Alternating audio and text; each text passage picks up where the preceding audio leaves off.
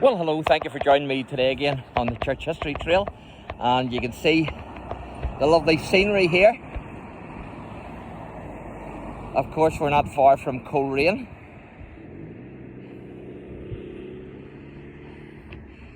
And we're continuing in the village of ARTICLAVE. So it says, welcome to ARTICLAVE, founded by the Cloth Workers' Company. It says there in 1613 during the plantation of Ulster. But there's various dates ranging from 1611 to 1621. So we'll maybe go with this one here, 1613. But anyway, that's not what I want to talk to you about. I do want to talk to you about ARTICLAVE, but not the plantation of Ulster. I want to talk to you about the American Civil War. Now you might say, Mark, what are you talking about the American Civil War for in ARTICLAVE and County Londonderry? Well, that's because there's a big connection here with ARTICLAVE and also the American Civil War. You see, the only handwritten eyewitness account of the start of the American Civil War was wrote by a man originally from this village, and his name was John Thompson.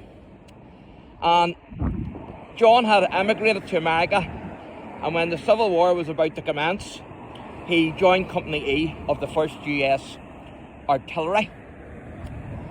Now, John was posted to Fort Sumter and was there during the 24-hour bombardment of the fort by the Confederate Army. And of course, that began on the 12th of April, 1861. Now, Major Robert Anderson, who was the Union commander of the fort in Charleston Harbor, South Carolina, he issued a warning to the President Lincoln, that was, on the 5th of March, 1861, stating that they had less than 6 weeks' food supplies left and that the fort, that's Fort Sumter, needed to be resupplied as tensions and conflict with the Confederacy was looking increasingly likely. Lincoln attempted to resupply the fort, of course, but found that the Confederacy was demanding the total evacuation of Union soldiers, or that they would open fire upon the fort. And so at 4:30 a.m. on the 12th of April, 1861, 43 Confederate artillery pieces began bombarding Fort Sumter, and the bloodiest war ever to take place on American soil had begun.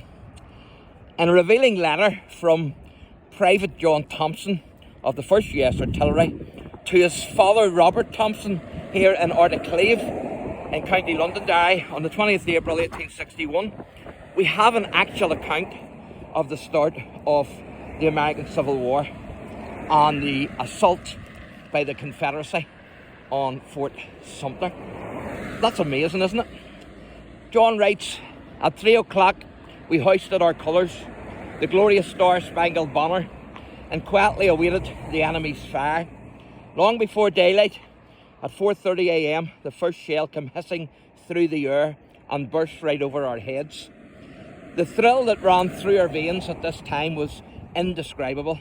The damage done to our fort was considerable. Our quarters were knocked into a cocked hut and had been 3 times on fire from the bursting of shells.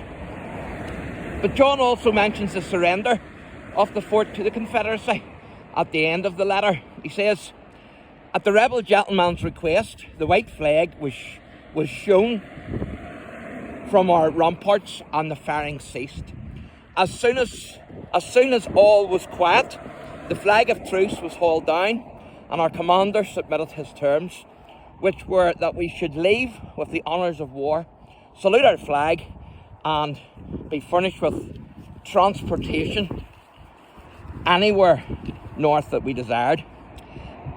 This letter really captures the feeling of excitement of, this young man, inexperienced in war, and he's now getting his first taste of war, and he's excited, amazingly. The Confederates in the letter are described as rebel gentlemen, if you notice.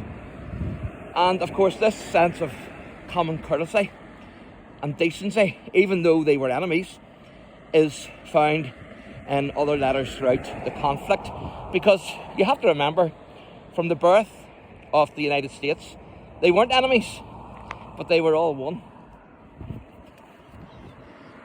John Thompson's account is actually recognised as historically unique in giving a first-hand eyewitness account of the beginning of what would become America's bloodiest conflict. And you can see the village there. Not much to this village, I have to say. That's the centre of the village down there. You can see the Presbyterian Church. And of course I've done a few videos there at the Church of Ireland, St Paul's Cathedral.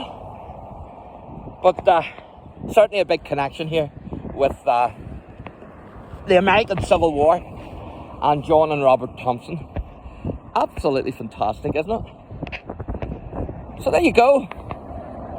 So thanks for watching, and God bless.